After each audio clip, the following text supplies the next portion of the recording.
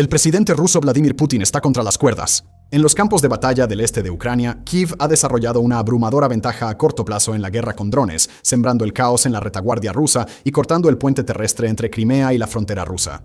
En el frente interno, los drones ucranianos de largo alcance están atacando refinerías, fábricas e incluso ciudades bien defendidas de Rusia a un ritmo sin precedentes que el Kremlin ahora está alentando a los bancos y empresas rusas a comprar sus propias defensas aéreas privadas.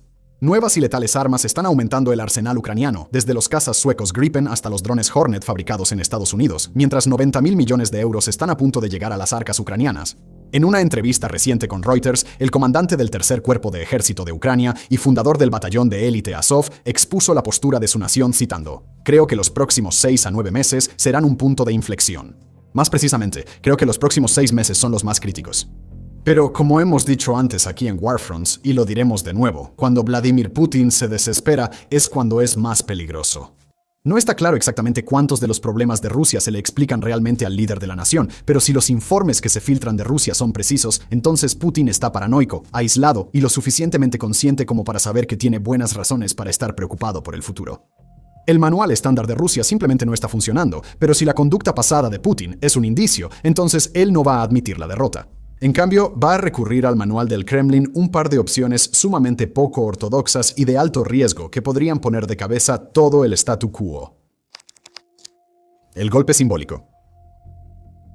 Es hora de que los diplomáticos extranjeros evacúen Kiev, o al menos eso es lo que dice Sergei Lavrov, el veterano ministro de Relaciones Exteriores de Rusia y un aliado cercano del propio Vladimir Putin. Dirigiéndose al mundo a finales de mayo, Lavrov imploró a los ciudadanos extranjeros, embajadores y personal diplomático que abandonaran la capital ucraniana lo antes posible antes de llamar a su homólogo estadounidense, Marco Rubio, para transmitir básicamente el mismo mensaje.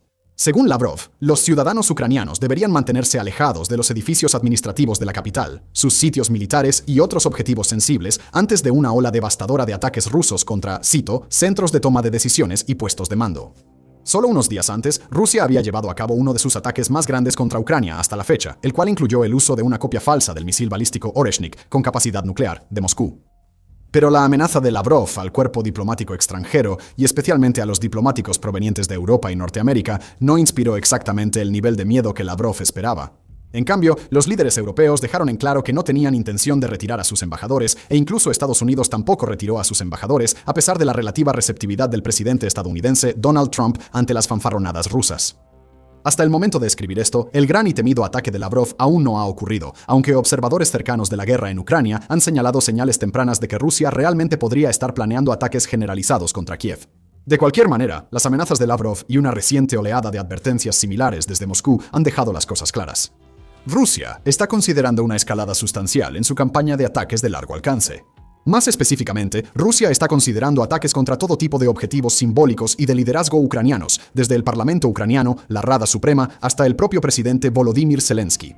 Ahora, después de más de 4 años de guerra a gran escala continua, podría parecer bastante inusual que Rusia no haya estado bombardeando Kiev con ese tipo de ataques de decapitación. Después de todo, Rusia está intentando invadir Ucrania por todos los medios necesarios y ha demostrado estar completamente dispuesta a intentar destruir el liderazgo ucraniano. Esto incluye los primeros días de la invasión, cuando Zelensky fue blanco de intentos de asesinato por parte de varias grandes unidades del grupo mercenario Wagner y de los chechenos Kadyrovitas, respectivamente. Los edificios presidenciales y parlamentarios de Ucrania, sus tribunales y las sedes de sus ministerios son todos objetivos fijos conocidos. Y dado algunas de las otras atrocidades de guerra que las fuerzas rusas cometen regularmente, sería bastante inconsistente que Moscú decidiera que atacar objetivos de alto perfil en Kiev sería simplemente ir demasiado lejos. Pero aparte de algunos incidentes aislados aquí y allá, los objetivos simbólicos más importantes de Ucrania han sido en su mayoría evitados por el alto mando ruso, en parte porque Rusia parece no estar esforzándose mucho en atacarlos. Ya explicamos este punto en un episodio reciente, así que solo lo cubriremos brevemente aquí. Pero por extraño que parezca para las personas que viven fuera de la burbuja de propaganda rusa, Rusia promueve frecuentemente la idea de que ha ejercido moderación durante toda su invasión. La justificación que Rusia le da a su propia gente tiende a cambiar de un día para otro. A veces es porque Rusia nunca libraría el tipo de guerra bárbara que libraría la OTAN, y a veces porque Rusia solo está llevando a cabo una operación militar especial, mientras que ese tipo de ataques serían más consistentes con lo que Rusia considera una guerra a gran escala. Pero a medida que la guerra se ha prolongado y los informes sobre el progreso ruso y la victoria inminente se han vuelto menos creíbles, la supuesta moderación de Moscú se ha convertido en un objetivo de críticas internas considerables. Según los críticos, el débil enemigo de Moscú solo ha podido resistir tanto tiempo porque Rusia no hace lo que es necesario, porque a los ucranianos no se les ha recordado adecuadamente que deberían temer al poderío militar ruso y que Rusia está dispuesta a realizar ese tipo de ataques. Y supuestamente, Ucrania simplemente levantará la bandera blanca, haciendo las concesiones que pueda para evitar más destrucción a manos de Putin. Así que mientras Putin empieza a buscar formas de volver a inclinar la balanza a favor de Rusia, no es tan difícil ver por qué los ataques simbólicos podrían ser especialmente tentadores. Por un lado, le permitirían a Rusia generar apoyo en el frente interno y recuperar algo de ese fervor nacionalista del que Moscú dependió durante los primeros años de la guerra. Quizá los ataques a objetivos simbólicos o de liderazgo impulsen una nueva ola de voluntarios rusos a unirse a la guerra, o quizá la parálisis dentro de la cadena de mando de Ucrania permita que las unidades rusas existentes avancen.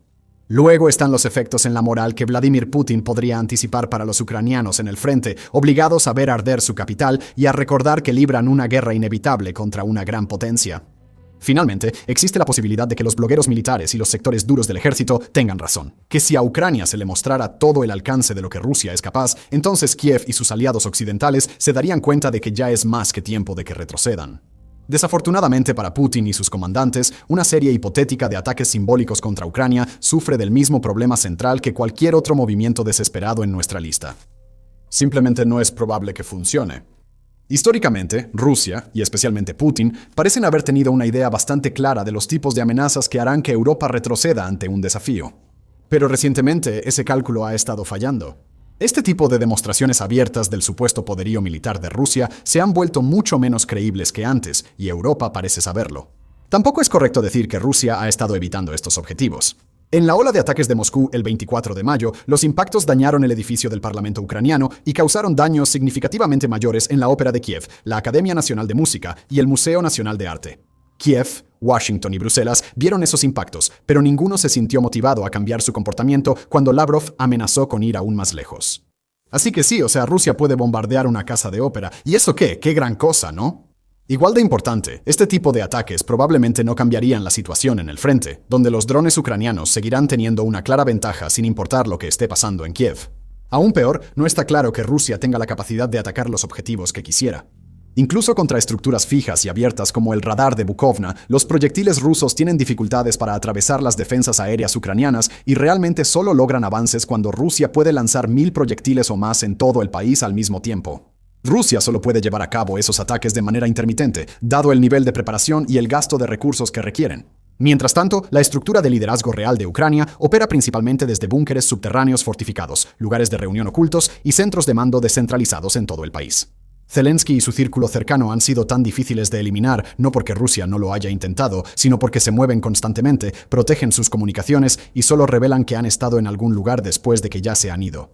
Así que Rusia puede intentar atacar objetivos clave en Kiev con un ataque masivo. Pero si Rusia no puede destruir ningún elemento significativo del liderazgo de Ucrania, o peor aún, ni siquiera puede alcanzar los objetivos estáticos que tiene en la mira, entonces Ucrania sale de ese asunto viéndose más fuerte, no más débil. Y finalmente, hay otra realidad difícil que podría hacer que Putin y sus aliados se contengan. Al atacar objetivos simbólicos y al liderazgo dentro de Ucrania, Rusia implícitamente le da permiso a Ucrania para hacer lo mismo en respuesta. Los drones ucranianos pueden atacar objetivos en lo profundo del territorio ruso. La inteligencia ucraniana puede rastrear y eliminar comandantes rusos de manera regular. Así que en esta fase de la guerra, ¿quién puede decir que Ucrania es la que se está conteniendo? A diferencia de Rusia, ese es un argumento más creíble cuando se trata del liderazgo ucraniano. Después de todo, a Ucrania se le negaron armas de ataque de largo alcance durante años porque sus aliados en la OTAN estaban preocupados de que ataques en profundidad dentro de Rusia pudieran escalar aún más la situación.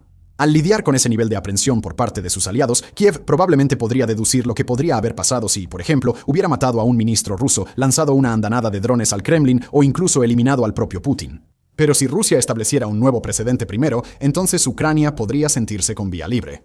Ahora, vamos a pasar a otra posibilidad peligrosa en un momento, pero primero una breve pausa para contarles todo sobre nuestro nuevo sitio para suscriptores, que es Front Starco. Es nuestro espacio para todas las historias a las que no les podemos hacer justicia aquí en el canal principal, un lugar donde podemos profundizar más y ser más nerds de lo que jamás hacemos aquí en YouTube.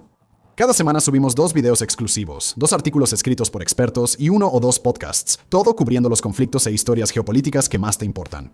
A menudo, nuestra cobertura se centra en la invasión rusa a Ucrania, pero también presentamos muchas piezas sobre Irán, Sudán, el Sahel, Europa y otros lugares.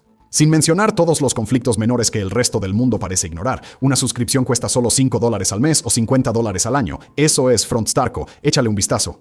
Y ahora, volvamos a ello. Expansión horizontal.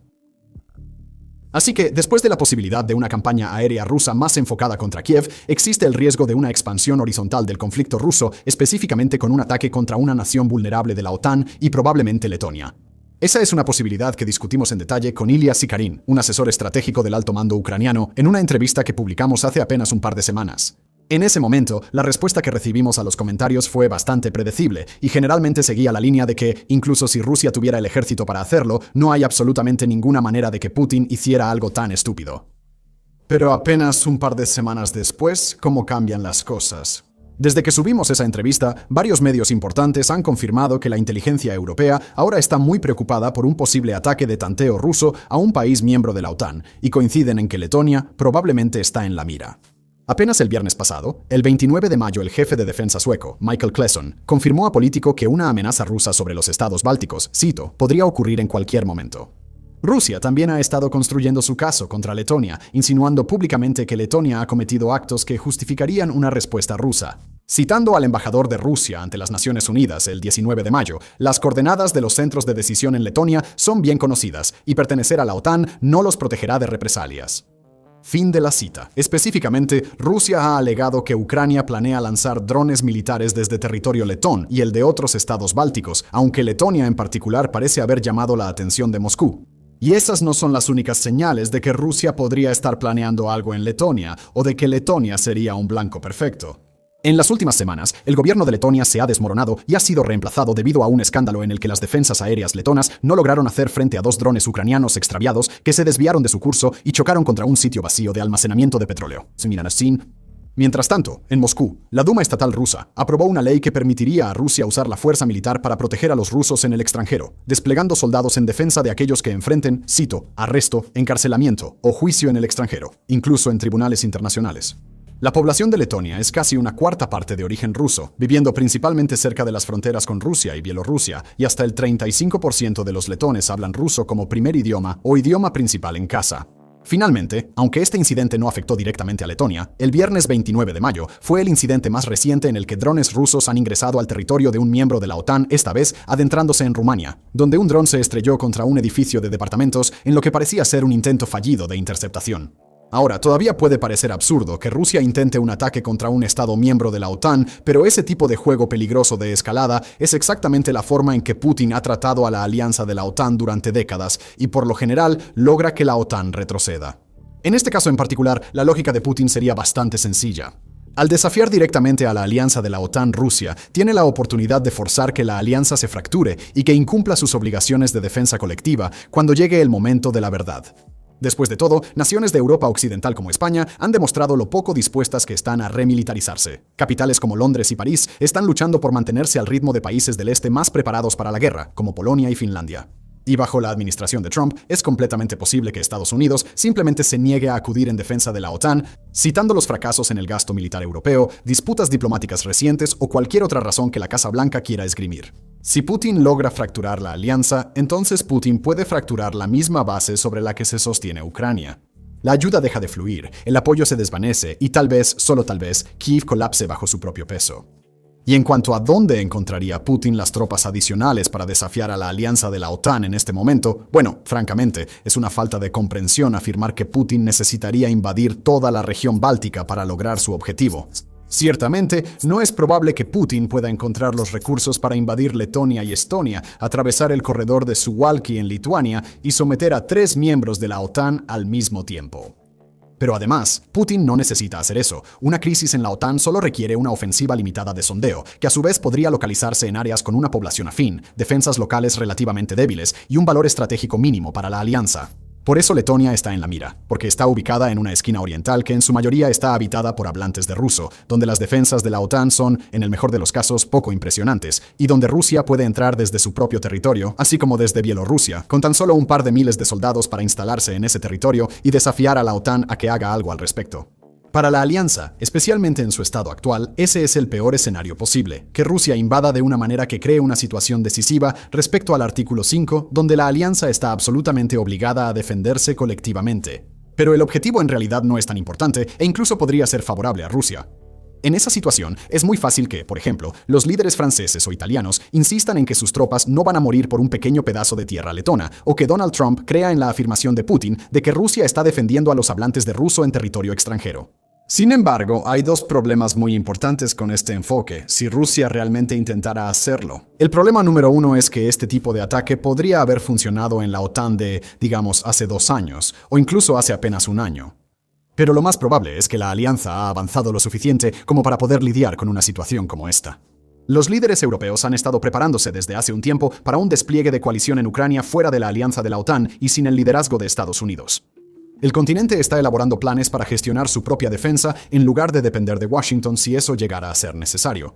Los países en o cerca del flanco oriental de la OTAN, especialmente Finlandia, Polonia y Alemania, están demostrando que responderán a la agresión rusa independientemente de una decisión de la alianza sobre el tema. Y la propia alianza está aprendiendo a volverse más flexible de maneras que permitirían a esos países tomar la iniciativa en una respuesta rápida sin convertir esto en el referéndum sobre la OTAN que Putin quiere. Y el problema número 2. Europa sabe que un ataque contra Letonia podría estar en camino, lo que significa que el elemento sorpresa se ha evaporado. El 28 de mayo, los gobiernos de Alemania y los Países Bajos anunciaron que están a punto de tomar el mando conjunto de las fuerzas terrestres de la OTAN en Estonia y Letonia en tan solo un par de meses. Eso no solo significa que Berlín y La Haya estarán a cargo de tomar decisiones tácticas en fracciones de segundo para defender a los países bálticos en lugar de depender de Washington. Significa que los comandantes de la OTAN estarán mucho más cerca del frente, lo que les permitirá reunir lo que un funcionario de la OTAN describió a Reuters como, cito, masa, a gran velocidad. Aún más importante fue el anuncio que se hizo 2 días antes, de que la OTAN ahora asignará todo un cuerpo de ejército a Estonia y Letonia, además de los nuevos comandos tácticos.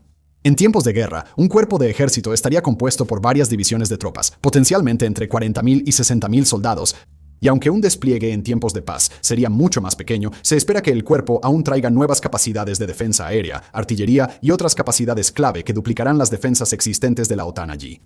De nuevo, se espera que estos cambios ocurran en un plazo de solo un par de meses, lo que significa que para cuando Rusia pueda desviar y reunir suficientes tropas para apoderarse de una parte del territorio letón, puede que ya sea demasiado tarde para salirse con la suya.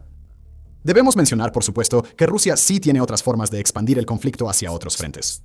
Fuentes de la OTAN han indicado que Rusia podría intentar tomar un poco de territorio en el Alto Ártico de Finlandia o Noruega, o intentar ocupar una isla vulnerable como Gotland o Svalbard.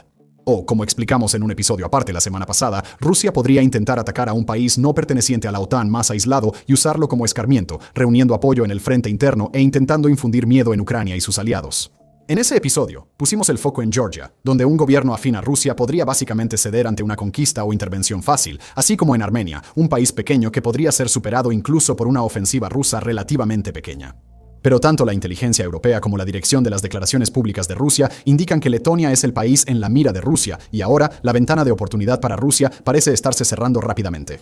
Con suerte, el mundo no tendrá que preocuparse por ninguno de estos intentos desesperados de Rusia de cambiar el statu quo.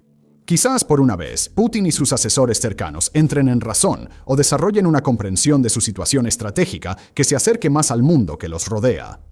Si Rusia decide intentar escalar el conflicto, entonces probablemente ambas opciones de las que hablamos hoy llevarán a la ruina.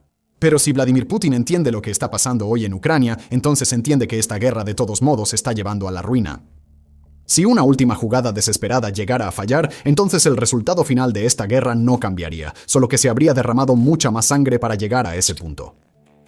Gracias por vernos.